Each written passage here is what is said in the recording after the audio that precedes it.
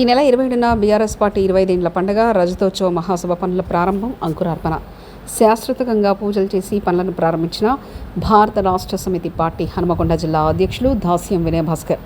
పాల్గొన్న ఎమ్మెల్సీలు పోచంపల్లి శ్రీనివాసరెడ్డి, తక్కలపల్లి రవీందర్రావు, సభా పర్యవేక్షకులు మాజీ ఎంపీ కెప్టెన్ లక్ష్మీకాంతరావు, మాజీ శాసనసభ్యులు ఉడదల రాజదీప్ సతీష్ కుమార్, పెద్ది సుదర్శన్ రెడ్డి, పార్టీ పెద్దలు గ్యాదరి బాలమల్లు, శ్రీనివాసరెడ్డి. ఈ సందర్భంగా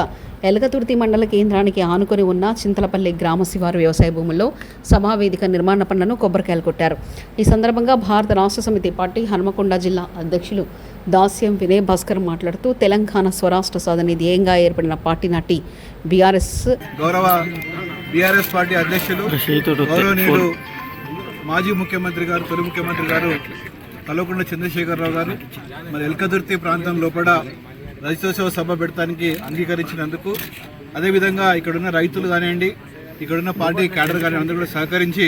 ఈరోజు ఈ కార్యక్రమాన్ని ఇక్కడ అయ్యేటట్టు చేసినందుకు ప్రథమంగా గౌరవ కేసీఆర్ గారికి హృదయపూర్వక ధన్యవాదాలు తెలియజేస్తున్నాను.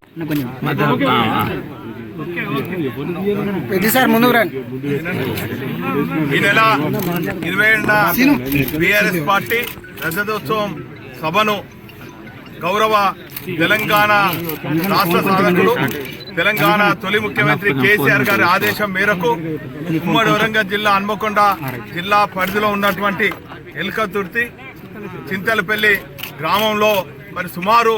1500 ఎకరాల స్థలంలో సభను నిర్వహించాలని చెప్పి గౌరవ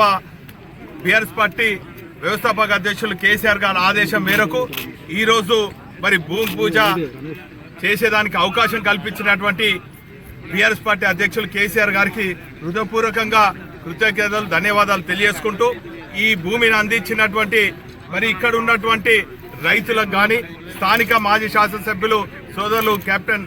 సతీష్ గారు కానీ, కెప్టెన్ లక్ష్మీకాంతరావు గారి కుటుంబానికి, అదేవిధంగా ఈ కార్యక్రమాన్ని విజయవంతంగా గత కొన్ని రోజుల నుంచి నిర్వహిస్తున్నటువంటి మా ఎమ్మెల్సీ శ్రీనివాసరెడ్డి గారు కానీ, పల్ల రాజేశ్వర్ రెడ్డి గారు, అదేవిధంగా రవీందర్రావు గారు, పెద్ది సుదర్శన్ రెడ్డి గారు,